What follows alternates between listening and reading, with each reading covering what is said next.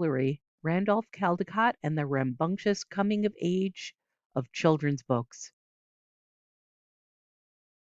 Written by Michelle Markle and illustrated by Barbara McClintock. Come on in. The whole world lives and breathes inside of these pages. You'll find frisky animals, sprightly characters, and a hero so chipper he can barely hold still on the paper. But in the 1850s, there are no children's books like this one. Many are published, but their pictures look stiff, full of pretty poses and cluttered scenery. No one has yet imagined how much fun an illustrated book can be. No one until, quick! If you don't move fast, you're going to miss him. Randolph Caldecott, future famous illustrator. A fever has weakened his heart and left him frail, but he loves to be outdoors.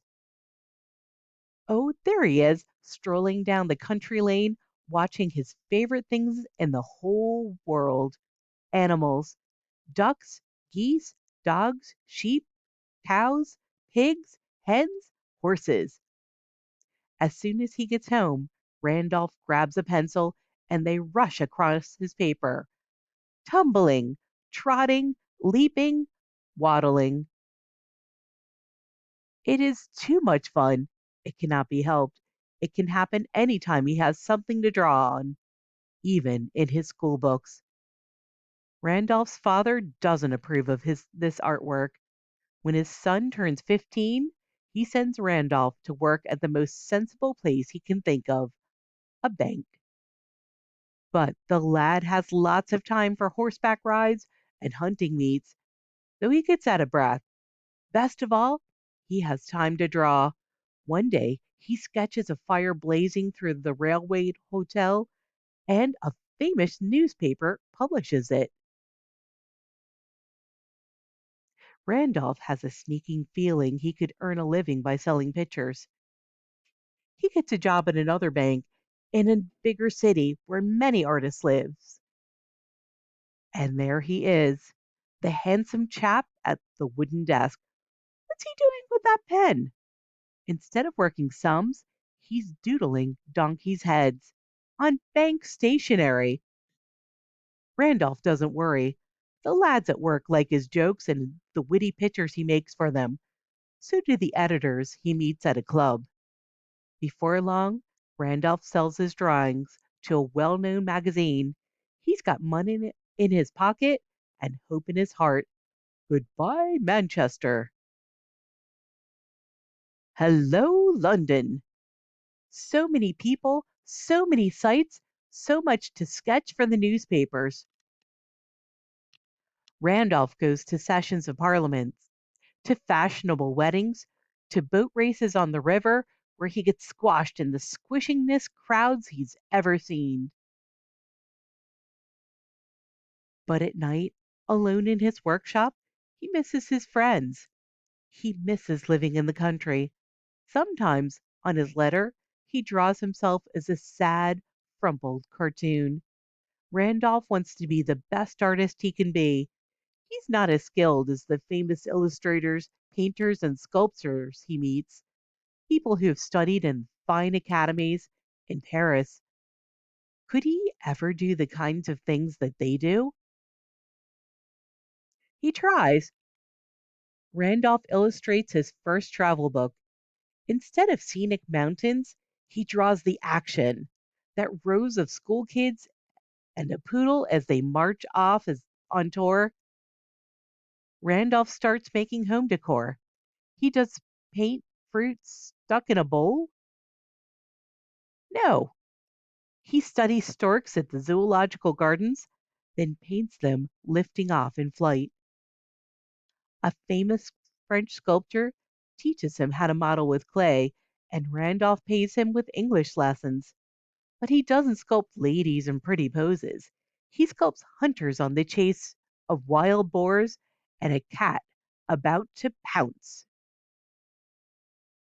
Now, readers, are heroes too weak to be painting, sculpting, illustrating, reporting on balloon launches, elections, explosions, traveling in the wind and rain? working long through the night, inking in every whisker, boot, and button. He ends up exhausted in bed. His doctors tell him to take it easy, but Randolph can't hold still for long, and all his projects are making him a better artist. What gets the most notice are his illustrations, especially for books. An actor lunging, a swell strutting, a cocky coachman flinging a whip. Randolph's pen and ink people burst with personality. They jitter with life.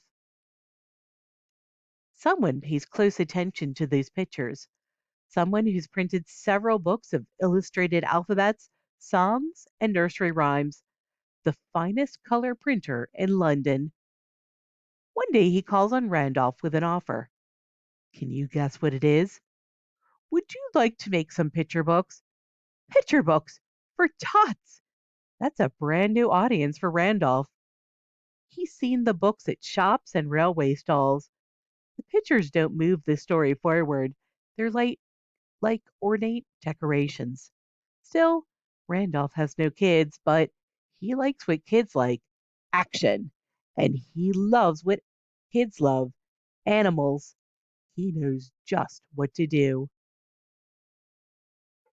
He dips his nib in the ink and tally ho! A rat darts across the storehouse, pops up in the floorboards, jumps upon a pot, a cat crouches, a cow charges. No frilly lines, no fussy backgrounds, no crowded pages. Scene by scene, the stories tumble forth like life. A horse hurtles down the lane with Mr. Gilpin. Off goes the hat, off flies the wig. No words on the page, but you can almost hear the hoofbeats. Clumpity clumpity clump. The drawing sweeps through the stories with glee and gusto never seen before. The printer chooses the best inks, the most skilled hands to engrave the illustrations, and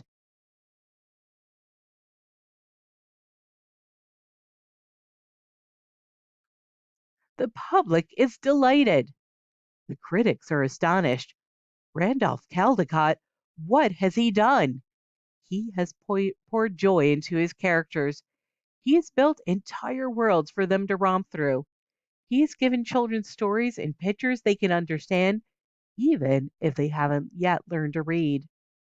For several years, Randolph's Natty Frogs, his Queen of Hearts, his Mousies in Muslin, and his Runaway Spoons and Dishes hop and dance through thousands of nurseries.